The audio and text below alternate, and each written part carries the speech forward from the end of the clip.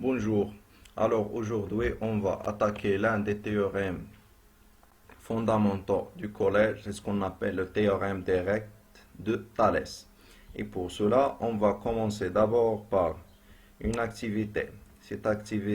Dans cette activité, on va essayer de faire des rappels concernant des résultats qu'on ait besoin d'utiliser dans, euh, dans les questions et dans les parties suivantes de ce mini-cours. Alors, dans la première partie, on va essayer de trouver la valeur du réel x dans les trois cas suivants. D'accord?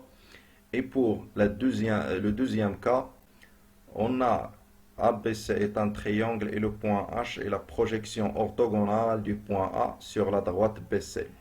Sachant que AB égale à 4 cm et BC égale à 8 cm, et la mesure de l'angle BAH égale à pi sur 3, déterminer la surface du triangle ABC. Alors, vous pouvez prendre une feuille et un stylo et essayer de répondre à cette activité. Pour la solution, juste je vais la faire oralement. Par exemple, dans la première partie, on a, par exemple, dans ce cas-là, on a x sur 3 égale 5 sur 8. Et donc, x égale à 3 fois 5 sur 8. Et voilà. Et de la même manière pour les autres cas. D'accord? Pour la partie B, qu'est-ce qu'on a? On a ABC est un triangle. Et nous savons que la surface d'un triangle est égale à sa hauteur fois la base sur 2. Dans ce cas, qu'est-ce qu'on a? La surface du triangle ABC égale à la hauteur AH fois la base BC. Or, la hauteur AH, on doit la déterminer en fonction de cosinus de cet angle, parce que le cosinus de BAH égale à la hauteur AH fois l'hypoténuse AB. On a la valeur de AB et on a l'angle, la mesure de l'angle BAH égale à pi sur 3, et donc on peut déduire la valeur de la hauteur AH et ainsi, et on a aussi BC. Et donc, on peut calculer la surface du triangle ABC. D'accord? Et maintenant, on va passer à la deuxième activité. Cette activité, ça serait le cœur de ce mini-cours. Et donc, on va essayer de la comprendre et de la faire. Donc, on va d'abord lire l'énoncé. Soit D1 et D2 de droite et A est le point d'intersection de ces deux droites, donc c'est-à-dire que D1 et D2 ne sont pas parallèles, d'accord? Soit B et M, deux points de la droite D1, de telle manière que B et M soient différents du point A. Aussi, soit C et N, deux points de la droite D2, avec C et N différents du point A. De plus, la droite MN doit être parallèle à la droite BC. On a encore soit le point H, la projection orthogonale du point A sur la droite BC, et le point I, le point d'intersection de la droite AH et la droite MN. Première question, on doit tracer la figure correspondante, d'accord? La deuxième question, comparer les deux rapports AM sur AB et AN sur AC. Troisième question, doit montrer que la surface du triangle ANH égale à la surface du triangle AEC, et de même pour la surface de AMH égale à la surface du triangle AIP. Quatrièmement, on doit comparer les rapports suivants: AI sur AH avec IN sur HC, AI sur AH avec IM sur HB, et dernièrement AI sur AH avec MN sur BC. Et pour la cinquième question et la dernière, on doit faire une conclusion concernant les rapports AM sur AB et AN sur AC et MN sur BC. Maintenant, vous pouvez prendre votre temps et essayer de répondre à cette activité. Et maintenant, on va passer à la solution. Alors, pour la première question, Je vais écrire ici, c'est voir sur le logiciel GeoGebra. Et maintenant, on va passer au logiciel GeoGebra pour essayer de tracer la figure demandée dans l'activité. Et voilà le logiciel. Ici, je vais vous montrer comment vous pouvez la tracer sur ce logiciel et c'est même ces démarches que vous devez suivre pour essayer de le tracer sur votre feuille. D'accord? Et donc, l'exercice demande, ou bien l'activité demande, premièrement, qu'on a deux droites. Donc, on va essayer de prendre première droite. Chaque droite est définie par un point, deux points. Et donc, qu'est-ce qu'on a? Point A, et par exemple, je vais prendre le point B ici. D'accord? Pour la deuxième droite, qu'est-ce qu'on a? La droite D1 et D2 sont 50 points A. Donc, je vais prendre deuxième droite définie par le point A qui est ici. Et par exemple, je vais prendre le point C qui est là. D'accord? Et maintenant, on a défini les deux droites. Maintenant, on va passer à tracer la droite MN qui est parallèle à la droite BC. D'abord, on va tracer la droite BC. Non, désolé, je vais faire comme ça. Voilà, la droite B qui finit par BC. D'accord? Et donc, pour tracer la droite BC, d'abord, on doit tracer une perpendiculaire sur la droite BC. D'accord? Et donc, je vais prendre la droite perpendiculaire qui passe par exemple, passe par le point A et qui est perpendiculaire à la droite BC. Voilà. D'accord? Et essayez de déplacer juste un petit peu comme ça. Voilà. Et après, je vais définir ce point-là, c'est la projection. Donc, je vais le renommer, donc je vais le laisser plus tard. Après, je vais essayer de tracer. D'abord, je vais essayer de définir un point MN, M de la droite, par exemple, AB. Par exemple, je vais prendre le point là. D'accord? Je vais le renommer. Et comme ça, je vais donner le nom M pour adapter la nomination à l'activité. Et après, je vais tracer la droite passant par le point M et perpendiculaire à la droite, à la hauteur passant par le point A, perpendiculaire à BC. D'accord? Et donc, je vais aller jusqu'ici et choisir perpendiculaire. Donc, je vais cliquer sur le point et après, je vais cliquer sur la droite. Et voilà, on a. Et donc, ce point-là, qui est le point N. Donc, je vais définir le point comme étant l'intersection de cette droite et cette droite. Voilà, comme ça. Je vais le renommer comme l'autre point. Je vais leur donner le nom de N comme demandé dans l'activité. Et voilà. D'accord? Après, l'activité a demandé que soit H la projection orthogonale du point A sur la droite PC. Et donc, c'est ça le point H. C'est pour cela que j'ai pris dès le départ la perpendiculaire sur PC pour ne pas faire beaucoup de droite. D'accord? Et donc, c'est ça le point H. Je vais le définir comme l'intersection de PC et cette droite-là. D'accord? Je vais le renommer. Je vais lui donner le nom de H comme voilà. Et aussi, ce point-là, on va le donner le nom de I. Renommer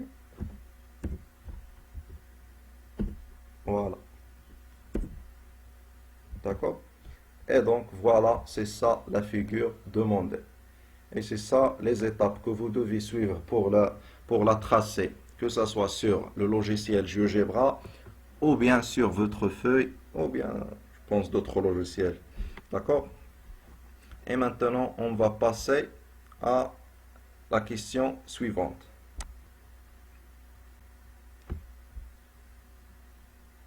D'accord? Je vais essayer affichage pour mode de présentation. Pour la deuxième question, ils ont demandé de comparer les rapports AM sur AB avec AN sur AC. Donc, on va revenir à la figure GeoGebra. Donc, la question 2 demandait de comparer AM sur cette distance-là sur cette distance avec cette distance sur cette distance. D'accord? Et donc, on va travailler comment? Qu'est-ce qu'on a ici? Voilà.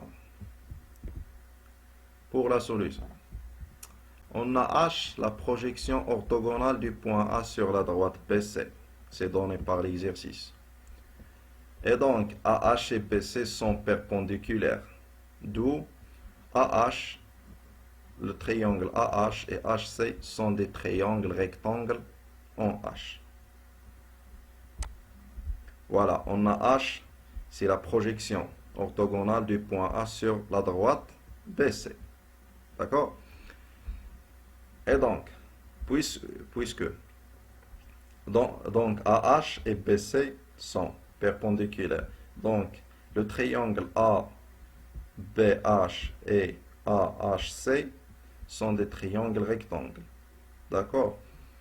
De même, puisque MN est parallèle à BC et puisque AH est perpendiculaire à BC, alors MN est perpendiculaire à la droite AH. D'accord? Et on a les triangles AIM et AEN sont des triangles rectangles au point I. Et donc, on peut mesurer, donc on peut calculer le cosinus de l'angle IAM et IAN. D'accord? On a le cosinus de l'angle IAM égale IA sur AM, qui égale aussi le cosinus de l'angle HAB. D'accord? Parce que B et M appartiennent à la même droite. Et de même, I et H appartiennent à la même droite. D'accord?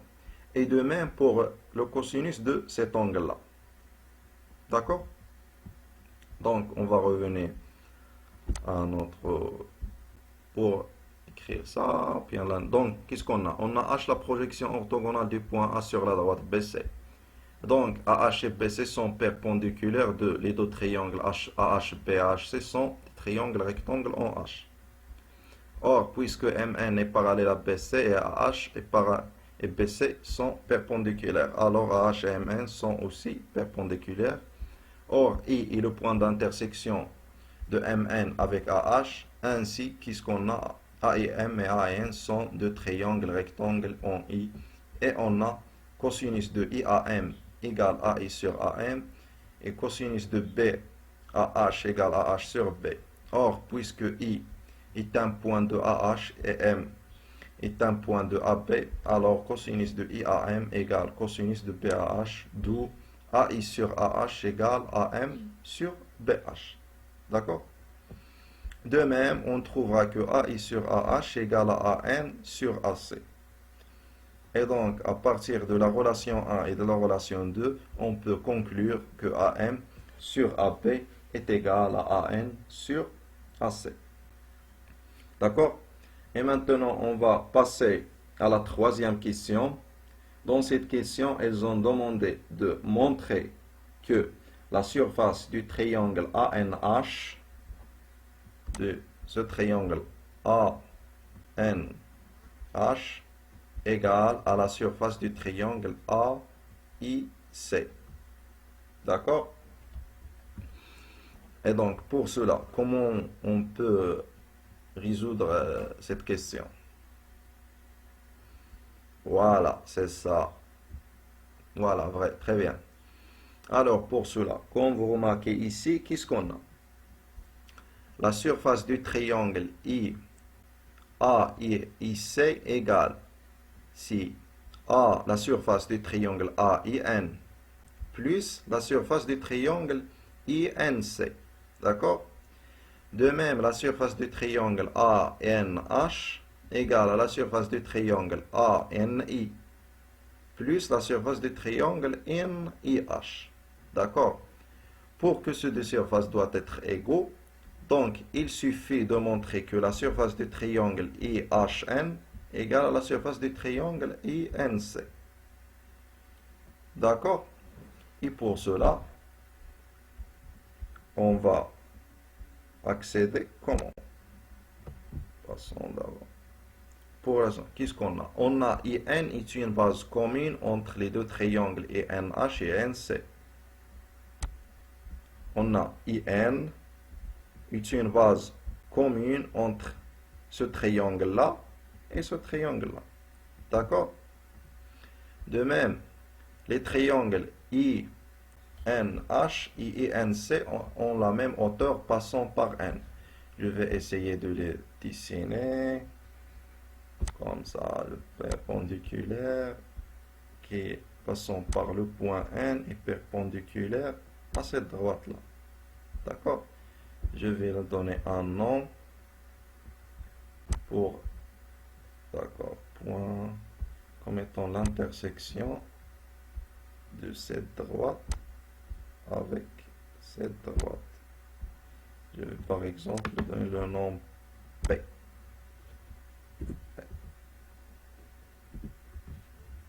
D'accord? Et donc, NP est la hauteur du triangle et NH. D'accord? De même, NP est la hauteur du triangle INC. Et elles ont la même base. Donc, or, nous savons que la surface d'un triangle est égale à la hauteur fois sa base. Et dans ce cas, on a la surface des deux triangles sont égaux. D'accord? Et c'est ça ce que nous avons écrit ici. On a IN est une base commune entre les deux triangles NH et NC. De même, elles ont la même hauteur passant par N et perpendiculaire à HC. Alors, on a la surface de INH est égale à la surface de NC. Après, on ajoute la surface du triangle AN dans les deux côtés et on a la surface de ANH égale à la surface de AIC. Et pour l'autre égalité, il suffit de remplacer le point C par le point B et le point N par le point M et on obtient que la surface de AMH égale à la surface de AIB. D'accord? Et maintenant, on va passer à la quatrième question et on va essayer de déduire que AI ou bien de faire une comparaison entre les rapports AI sur AH avec IN sur HC et AI sur AH avec M sur HP et finalement AI sur H avec MN sur PC. Pour cela, on va céder comment? Qu'est-ce que vous avez des idées? Ah, très bien, c'est ça, voilà. Voilà, c'est ça, très bien, c'est ça. Donc, qu'est-ce qu'on a? On a la surface du triangle ANH est égale à AH fois IN. Revenons à la figure, qu'est-ce qu'on a? La surface du triangle ANH égale à la base A et H fois la hauteur IN sur 2. D'accord? Et pour l'autre triangle, la surface du triangle AIC, qu'est-ce qu'on a? La surface du triangle AIC, je vais aller sur le logiciel GeoGebra, qu'est-ce qu'on a? La surface du triangle AIC égale à la surface du triangle AHC moins la surface du triangle IHC. D'accord? Je vais répéter. La surface du triangle IHC égale, euh, désolé, la surface du triangle AIC égale à la surface du triangle AHC moins IHC. D'accord? Or, la surface du triangle AHC égale à AH fois HC sur 2. Parce que HC est un triangle rectangle en H. De même, IHC est un triangle rectangle en H. Donc, la surface du triangle IHC égale à IH fois HC sur 2. Et on va remplacer et déduire notre résultat. On a la surface de AIC égale à la surface de HC moins la surface de IHC, qui est égale à AH fois HC sur 2 moins IH fois HC sur 2, qui est égal, donc on va factoriser par HC et on a AH moins IH fois HC sur 2, qui est égal à AI fois AHC sur 2. En venant à la figure GeoGebra, on a AH moins IH égale à AI. D'accord? Et on a, puisque à partir de la question précédente, on a la surface de ANH égale à la surface de AIC. Alors, à partir de la relation 1 et 2, on a AI fois HC égale à AH fois IN. D'où on a AI sur AH égale à IN sur HC. Et pour l'autre égalité, il suffit toujours de remplacer le point C par le point B et le point N par le point M, et on obtient AI sur AH égale à IM sur HB, de la même manière comme nous avons fait ici. D'accord? Et pour la dernière, qu'est-ce qu'on a? On a AI sur AH égale à IM sur HB, qui est égal à IN sur HC. Or, nous savons une relation que nous avons déjà vue dans ce deuxième année. On a si A sur B égale à C sur D, alors cela aussi égale à A plus C sur B plus D. Et c'est ça ce que nous avons appliqué ici. Puisque EM sur HB égale EN sur HC, alors cela égale IM plus IN sur HB plus HC. Or, revenons à notre figure, qu'est-ce qu'on a? On a IM plus IN égale à MN. De même, HB plus HC égale à BC. Et comme ça, nous avons déduit notre résultat. Alors, pour la dernière question et pour la conclusion, qu'est-ce que vous avez remarqué concernant les rapports demandés? Très bien, c'est ça. C'est ça. Qu'est-ce qu'on a? On a AI sur AH égale AN sur AC. De même, AI sur AH égale AM sur AB. Cela déduit à partir de la question 2. La question 2, oui. Et pour AI sur AH est égal à MN sur BC à partir de la question précédente, alors on a AM sur AB égale à AN sur AC égale à MN sur BC. Et donc, la conclusion, sous les conditions posées dans cette activité, c'est-à-dire deux droites sur 151 un point A et deux points M et B sont de droite de M et B, deux points de la droite D1, N et C2 au point de la droite D2, de telle manière que MN soit parallèle à AB, on a ce résultat-là. D'accord? Je vais reformuler ça dans le théorème fondamental suivant. Soit D1 et D2 de droite, et A le point d'intersection de ces deux droites.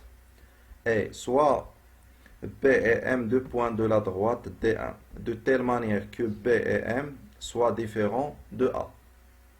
Soit C et N deux points de la droite DE, de telle manière aussi que C et N soient différents du point A. Alors, si la droite BC et Mn sont parallèles, alors on a AM sur AB égale à AN sur AC et égale à Mn sur BC. Et ça, c'est ce qu'on appelle le théorème direct de Thalès. Voilà. Maintenant, on va passer à donner quelques remarques concernant ce théorème. Donc, on va considérer les trois figures géométriques suivantes avec toujours la condition BC et M, la droite BC et la droite MN sont parallèles. Alors, sous ces conditions-là, toujours on a AM sur AB égale à AN sur AC égale à MN sur BC. Dans ces figures-là, on va juste discuter la position du point B et du point M par rapport au point A. D'accord? Alors, première figure, qu'est-ce qu'on a? On a le point B se trouve entre le point A et le point M. Et de la même manière, le point C se trouve entre le point A et le point M. D'accord? Pour le deuxième cas, on a le point M se trouve entre le point B et le point A. De la même manière, le point N se trouve entre le point C et le point A. D'accord? Et pour le troisième cas, qu'est-ce qu'on a? On a le point A qui se trouve entre le point M et le point B. De même, A se trouve entre le point N et le point C. Alors, dans tous les trois cas que nous avons déjà vus, toujours le rapport reste le même. C'est-à-dire AM sur AB est égal à AN sur AC est égal à MN sur BC. Et maintenant, on va passer à donner un exemple d'application. D'accord? Et donc, dans cet exemple, donc on considère la figure suivante, la figure suivante avec BC et MN sont, les droites BC et MN sont parallèles. Alors, on donne la distance du segment AN égale à 2, la distance du segment AC égale à 6 et aussi la distance AB égale à 4,5 et la distance MN est égale à 2,5. La question, c'est calculer AM et BC. Et donc, on va essayer d'abord de tracer la figure sur GeoGebra. Donc, on va d'abord tracer deux droites quelconques. Donc, par exemple, je vais prendre un point premier quand nous savons qu'une droite est définie par deux points. Passe pas deux points. D'accord? Et de la même manière, et ça, c'est la deuxième droite, par exemple. Voilà. Alors, d'abord, maintenant, on va passer à tracer la longueur des segments qu'on donnait dans l'exemple. Donc, on choisit l'option segment de longueur donnée pour qu'on peut faire entrer la longueur qu'on veut. Donc, premièrement, on va appuyer sur le point et on a, par exemple, la longueur du segment AC égale à 6. Donc, je vais faire entrer 6. OK. Et je vais appuyer sur le curseur pour déplacer ce point-là jusqu'à sa position. Et donc, je vais renommer ça. Je vais donc la nomination pour adapter la nomination à l'exemple. Ça. Donc, je vais faire comme ça pour. Et on a, c'est ça. Donc, le segment AC égale à 6 cm. Je vais aussi tracer le segment AB qui est égal à 4,5. Appuie sur le point, donc égal à 4,5. Voilà. Je vais le déplacer. Ah, donc attends, je vais toujours cliquer sur le curseur. Et voilà, comme ça. Donc, je vais d'abord je ne veux pas afficher cet objet-là. Donc, je vais renommer ce point-là pour adapter la nomination. Donc, comme ça, voilà. Et D. C'est ce qu'on a, ça, c'est le point B. D'accord?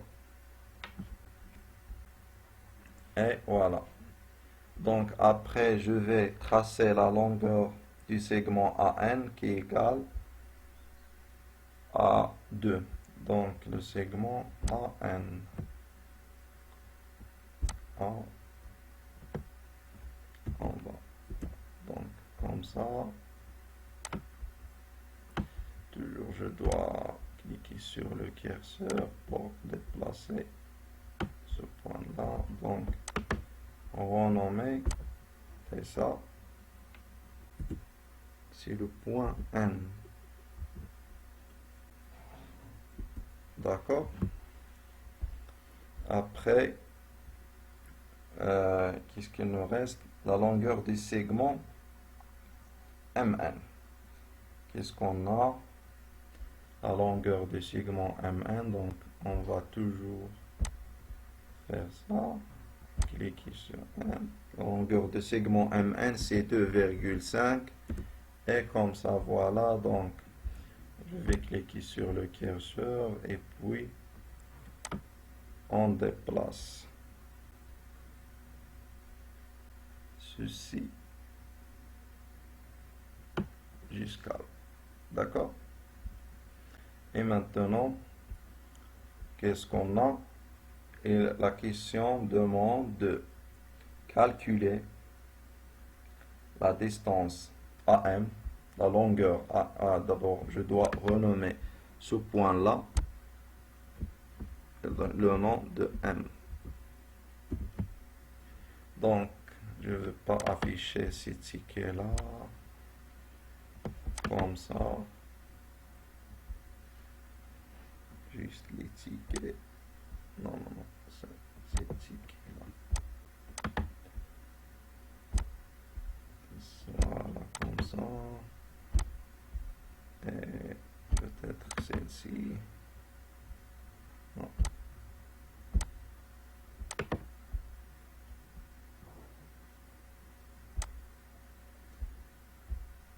Et celle-ci aussi. Et donc, d'abord, je vais tracer le segment BC parce que la question demande de calculer la longueur du segment BC et du segment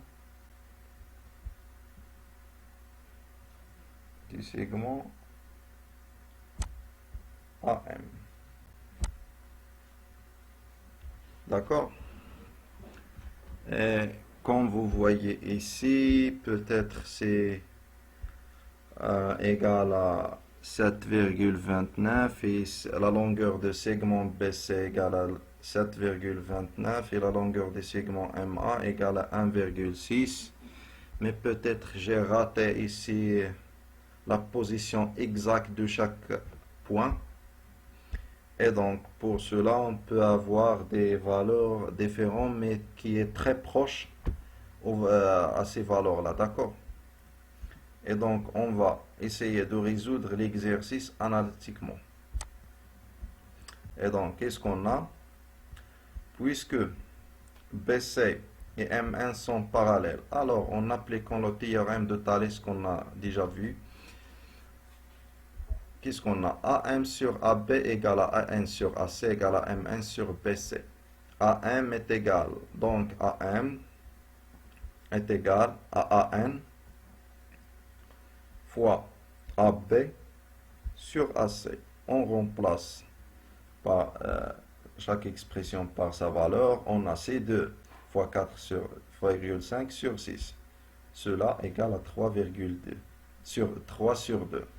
Et ça égale à 1,5, qui est proche de 1,66 que nous avons eu sur GeoGebra. De même, on a BC égale à MN fois AC sur AN, qui est égal à 2,5 fois 6 sur 2 qui est égal à 7,5 qui est proche à la valeur de 2 de 7,29 que nous avons déjà vu sur GeoGebra. Et comme ça, nous avons terminé et merci pour votre attention.